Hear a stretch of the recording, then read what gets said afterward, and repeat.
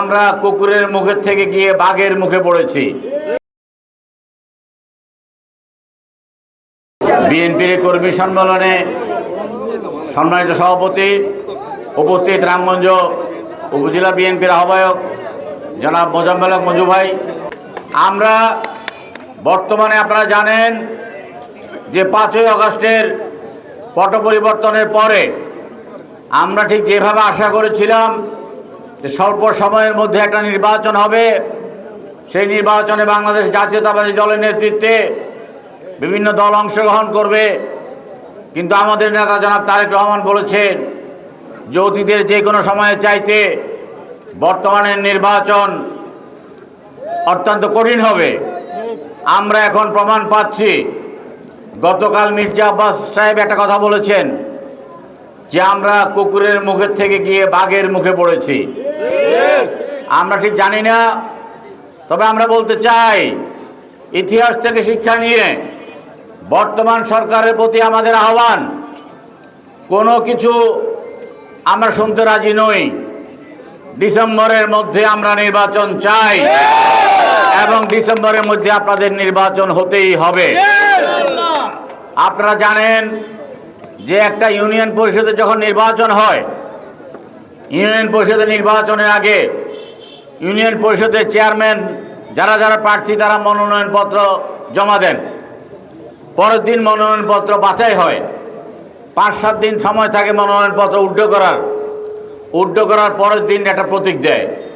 তার আগে কিন্তু কোনো ইউনিয়ন পরিষদের চেয়ারম্যান এবং মেম্বাররা প্রতীক পায় না এবং প্রতীক নিয়ে কোনো আলোচনা অথবা মিটিং মিছিল করতে পারে না। কিন্তু আমরা জানি আগামী নির্বাচনে আমাদের প্রতীক ধানের শীষ।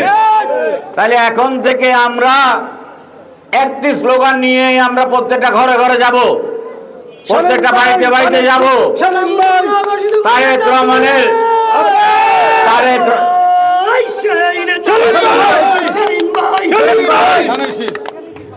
আমরা আগামী দিনে প্রত্যেকটা ঘরে ঘরে গিয়ে আমরা একটি স্লোগান দেব, তারেক রহমানের সালাম নিন, ধানের শীষে ভোট দিন। তারেক রহমানের সালাম নিন, ধানের শীষে ভোট দিন।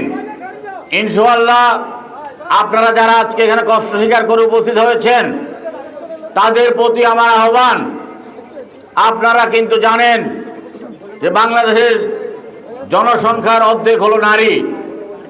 আমরা সেইভাবে নারী ভোটারদেরকে যদি উদ্বুদ্ধ করতে না পারি তাহলে কিন্তু আমরা কাঙ্ক্ষিত বিজয় অর্জন করতে আমাদের কষ্ট হবে। এখন থেকে প্রত্যেকটা ঘরে ঘরে গিয়ে বিএনপির কথা বলতে হবে। বেগম খালেদা জিয়াকে শেখ হাসিনা যে অমানসিক নির্যাতন করেছে, বিনা কারণে যে জেল খাটিয়েছে, সেটা বোঝাতে হবে। তারেক রহমান দীর্ঘ 17 বছর নির্বাসিত জীবন যাপন করে বিএনপিকে যে রাষ্ট্রীয় ক্ষমতায় আনার একটা উপযোগী সংগঠন দাঁড় করিয়েছে, সেই তারেক রহমানের কথা আপনাদেরকে ঘরে ঘরে গিয়ে বলতে হবে। সময় আমাদের কম। এই অল্প সময়ের মধ্যে আমাদেরকে যেমন একদিকে সংগঠনকে গুছিয়ে নির্বাচনের জন্য প্রস্তুত করতে হবে, তেমনিভাবে আমাদেরকে প্রত্যেকটা ঘরে ঘরে গিয়ে জনমত সৃষ্টি করতে হবে।